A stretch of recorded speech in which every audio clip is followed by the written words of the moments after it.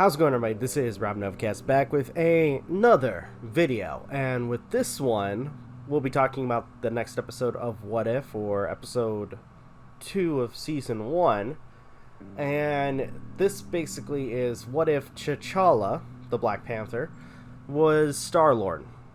Now, I gotta say, this one was a little bit interesting, and they kind of show how this whole thing is set up, where, like, instead of Yondu going after Quill, it was actually his subordinates, and they kind of fuck up the whole thing.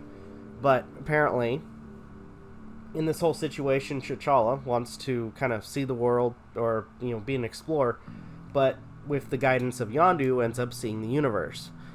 And they do a lot of things with T'Challa in this, where not only does he reform the Ravengers, but also does, to an extent, is kind of like, you know, the everyday, or I don't want to say everyday, but to an extent is a version of Robin Hood, which honestly is, you know, interesting, to say the least. Though, how should I put this? To an extent, I kind of feel like they try to make him as too perfect in what he does, or how he's able to deal with situations. And before anybody makes the tired argument of, oh, you're just saying that because he's black. No, yeah, if you're gonna say that, click off, because that's not my point, and that's not what I'm trying to say. To an extent, and they, like, at this, like, looking at this character, or this version of the character, I gotta say, to kind of quote, or like use a reference from one of my favorite abridged stories, he has the charisma hat on, like, max level, because somehow not only is he able to, again, reform all of the Ravagers, but he's able to somehow convince, you know, the mad titan Thanos to not commit mass genocide on a universal scale, and also, you know, Thanos joining him. And everybody who is, I guess, you know, everybody's heard of him, apparently. We do see a quick glimpse of Drax. Not a lot of the other characters. Gamora is kind of missing in this. We see Nebula, who I think is voiced by the same voice actress. In fact, a few people are voiced by the same actors that they played in, you know, the movies. The guy that played Thanos was in this as well as the guy that played Ego, which we'll go into that in a little bit. But the main premise for this story is, again, T'Challa is kind of like the Robin Hood, Star-Lord type character. And the main, I guess, situation that they're doing is they're trying to commit a heist to the Collector. And the way they set it up for at least the Collector, and why they're going after the Collector, is he has this type of plant that whatever seeds it produces vegetation on a mass scale on whatever planet it's on. So to a certain degree, by having this, they could go to, like, different planets that are dying, just sprinkle some of these seeds, and it will kind of flourish the planet and breed new life. So honestly, that's actually a really cool thing. Now, talking about the Collector, they set it up where apparently after Thanos goes straight with how he acts, the Collector kind of moved into that power vacuum of, you know, crime and debauchery and so on. And at this point, a lot of people are afraid of him, considering, you know, he's the fucking Collector. The dude's creepy as all hell, especially in this version too, like, more so. We get some really cool stuff as they are progressing through the story. They, you know, commit their heist. Though, to an extent, it's kind of goes wrong, or at least we think we do, or it does near the beginning, where apparently they get caught, or Nebula double crosses them, but turns out that's another double cross or a triple cross. So fun with that. And at some point, T'Challa finds a ship made from Wakanda, because, and by the way, at this point, or before he finds this ship, he's been told by Yondu that apparently Wakanda was destroyed when in reality it wasn't, because they sent out a search party for him, which is kind of cool. I love the design for the ship. It looks really cool for the Wakandan ship. Also, and for those who think I was gonna completely shit on T'Challa, the purple, I think it was like purple and gold or purple and silver. I have to look at it again, but his color design is really cool, and they use the same color design for his clothes that they use for the ship, which I thought was pretty awesome. I loved it. Now, near the final fight, which I will say is like a collection of a lot of things that we enjoy seeing in Marvel. They're going out against the Collector. He starts off the fight with using a gauntlet made out of a chatty Krogan's arm, which I have a feeling who he's talking about. What was his name? Torque? I can't remember that rock monster his name, but I'm pretty sure that's who they were referencing. Then there was he used a dark elf knife or dagger. And by the way, he had like a chest that had a collection of a variety of different weapons. A couple of them that it makes me wonder how he got these. Thor's hammer, Mjolnir, and Cap's shield.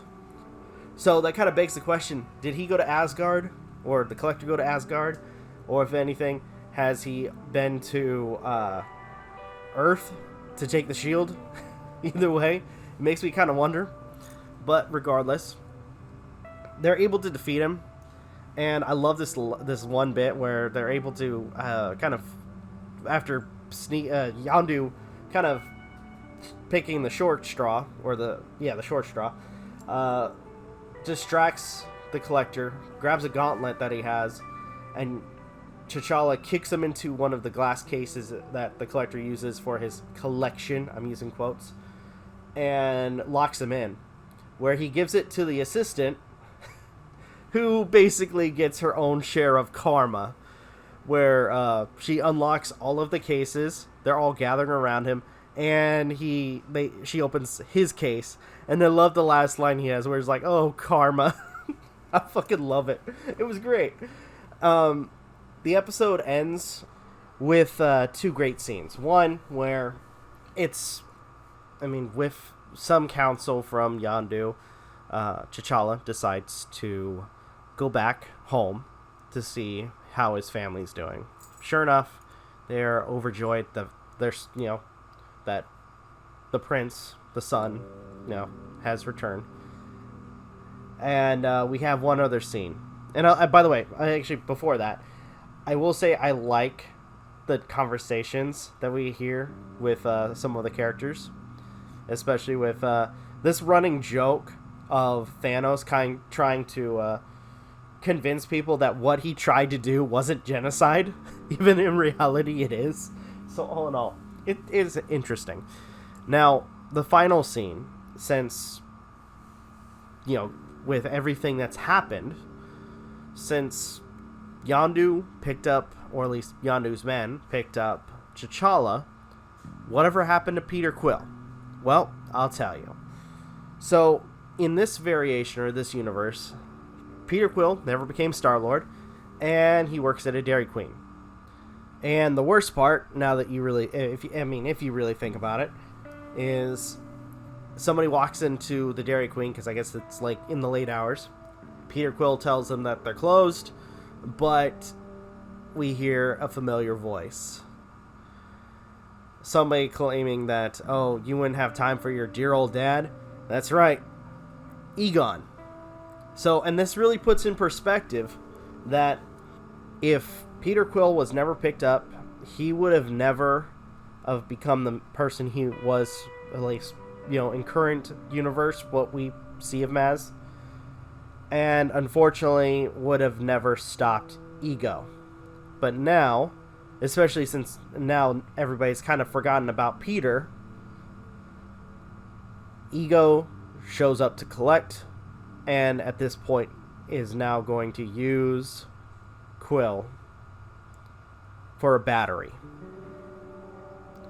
a battery to basically destroy all of the worlds, or at least where he's planted his seed. So, all in all, that's a fucked situation, but as the Watcher points out, that's another story for another time. My gosh, that's kind of like a horrible way of saying it, you know. I mean, the Watcher does say he doesn't get involved, and sure enough, he probably won't get involved with that. So, that was a interesting episode. I like the premise of T'Challa being Star-Lord, though to an extent, again, to kind of reference the charisma hat at max power, they just made him too charismatic. Like, I think there's some, I mean, with everything, Ravagers, like, reforming the Ravagers, I can understand. But again, people, like, trying to reform Thanos, who, once again, wanted to kill half the population of the universe, I kind of don't see happening.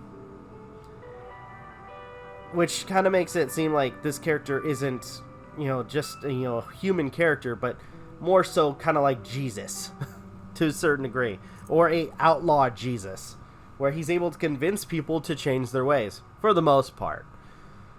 All in all, this was, again, an interesting episode. Oh, and we also get moments with Howard the Duck. Though, halfway through his kind of quick cameo, he just seems kind of pointless. Funny, but pointless. Either way, that's my review of episode 2 of season 1's What If. Hopefully you guys enjoyed this video. If you have any thoughts, leave in the comments down below. Like, share, subscribe, all the good stuff. If you guys want to follow us on social media, links are in the description down below, as well as check out our daily content and the weekly podcast. With that being said, this is Novakast signing off. Have a good one. Take care. See you guys in the next video.